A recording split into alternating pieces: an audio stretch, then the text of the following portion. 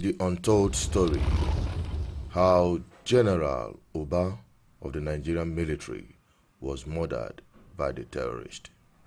Investigative reports suggest the death of Brigadier General Mohammed Oba days after the defense headquarters dismissed rumors of his capture by ISWAP. Brigadier General Oba was the commander of the 25 Task Force Brigade based in Damboa, Borno State, a frontline position in Nigeria's long-running counter-insurgents against Boko Haram and its splinter group ISWAP. The tragedy, which struck on Friday, November 14, 2025 around 5 p.m. as Oba was commanding a joint convoy of Nigerian army troops and members of civilian joint task force while on routine patrol. ISWAP fighters lying in wait launched a coordinated attack using improvised explosive devices, small arms fire, and possible rocket-propelled grenades.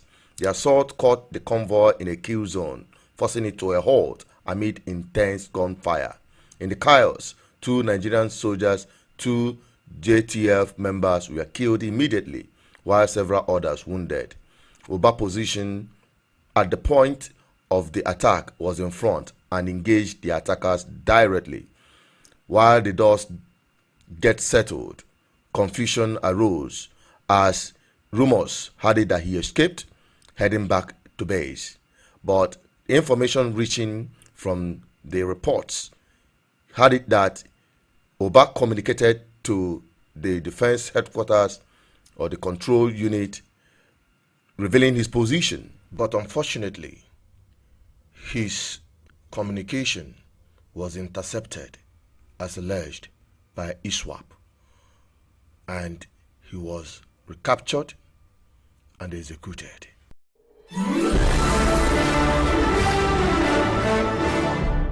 Viewers and subscribers, this is BVI Channel 1, where we tell you undiluted truth. You know, Nigeria, I've continued to say, is a movie theater. Sometimes you get comedy, sometimes you get tragicomedy, sometimes you get horror films. And that is what Nigeria have witnessed through this weekend. And the high point of it is the gruesome murder on camera. The Nigerian General by the terrorist. Honestly speaking, the very most disappointing aspect of this whole insecurity and failure of government is when the military came forward to deny the abduction of this general. Why would they deny? And today, the terrorists boldly murdered him on camera. And as I'm speaking to you now, the videos are everywhere. How these terrorists go about freely ransacking and invading communities in the north, unchallenged.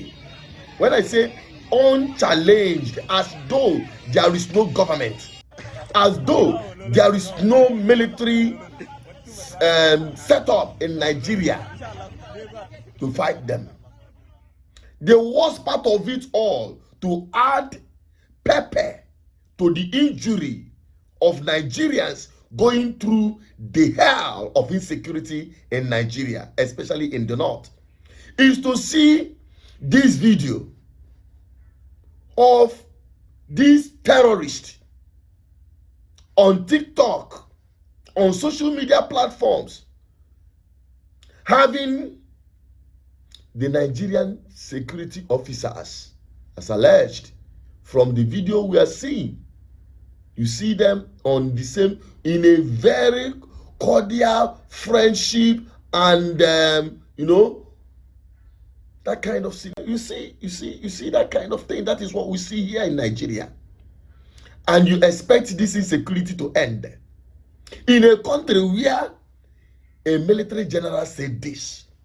For everyone, you need to come on board. Boko Haram should lay their arms unconditionally and be accepted in the community. Opportunities are out there for them. They can be rehabilitated. An ex-Boko Haram stands having laid his arms and comes back, turns his way away from his negativity. He stands to be a president of this country. He stands to aspire to any position in this country. Why is he wasting his time? How do you expect the world not to see Nigeria as a failed state? Tell me. Just as people are getting to grasp the situation and the gruesome murder of this general, boom, the news of 25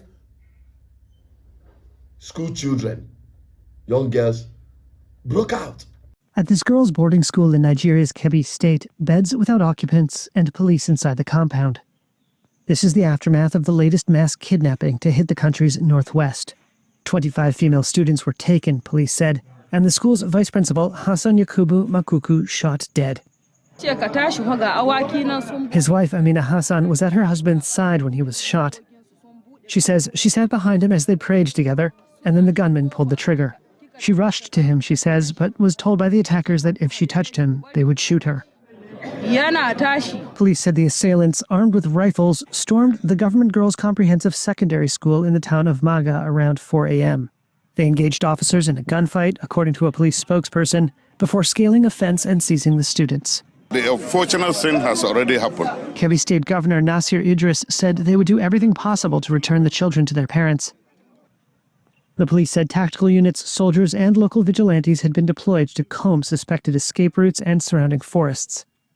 Northwest Nigeria has witnessed repeated school abductions by armed gangs seeking ransom, despite government pledges to improve security in the region. Thank God they did not deny it. They did not deny it this time. They did not deny this one.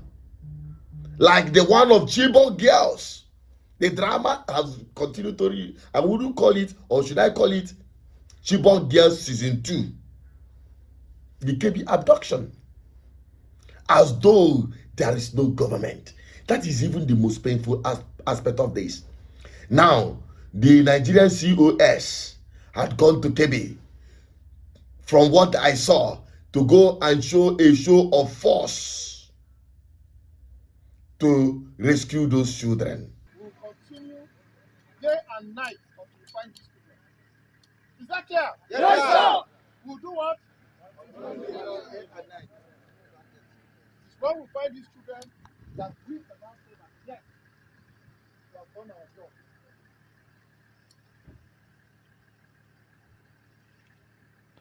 So for the commanders here, we leverage on intelligence so that you conduct an intelligence-based mission to rescue these girls.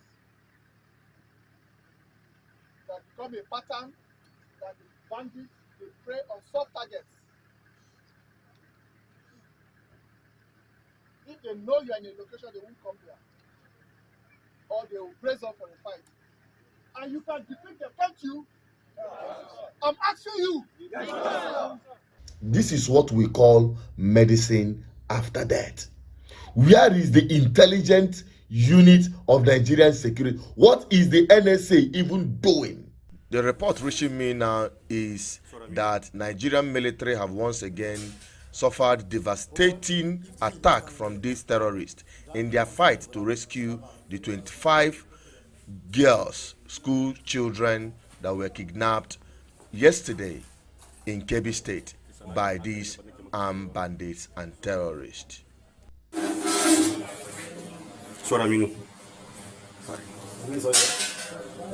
Oh boy, if the thing don't stand well, that we don't finish us for that part.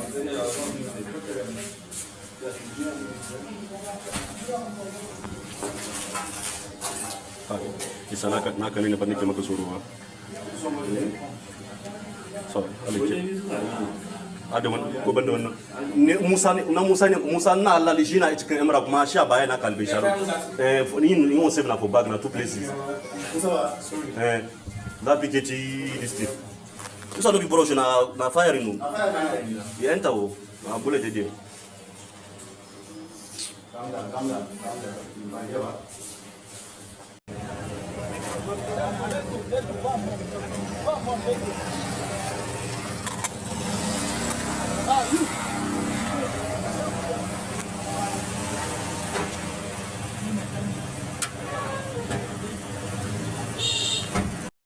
Where is the intelligent network of Nigerian security outfit? With all the billions that is being budgeted and pumped into Nigerian security setup. I tell you guys, Nigerians especially, that you see this insecurity, it had become a huge cash out for those at the helm of affairs that should fight this insecurity to a standstill. I'm telling you, honestly speaking. And you will continue being the victims. And Nigerian government will continue denying. They're still denying the genocide, though. When they even talk about genocide of Christians in Nigeria, especially in the north, it is an understatement because it goes beyond Christian genocide. It is the genocide against the minorities of the north. Whether you are a Muslim or Christian, it is a jihad war from these Fulani terrorists coming from the Sahel. And Nigerian government is denying this fact, despite accepting that these armed marauders in Nigeria are foreigners. It's unfortunate. Nigerians, it is not a rocket science for you to realize what APC brought to the table for Nigerians. Since they came in, they've done 8 years of Buhari, now 3 years of Tinubu. What has Nigerians gained from it? They've gained nothing but horror, death, pain, sorrows, drenching the soil of Nigeria with the blood of Nigerian people. I don't need to say too much. Nigerians, you know better. And I must tell you, even Trump that is coming is not coming to save you. You have to save yourselves. You have to speak up. You have to rise up and say, enough is enough. Stop playing ethnicity and religious bigotry. Because one day, Nigeria will come knocking at your door. Who will tell this general that a day like this will come? So painful. I don't need to say too much. I believe Nigerians are hearing enough. It's high time to say enough is enough. I'm Asuchinot Peters, your advocate for good governance. Help me share this video to everyone. Bye-bye for now.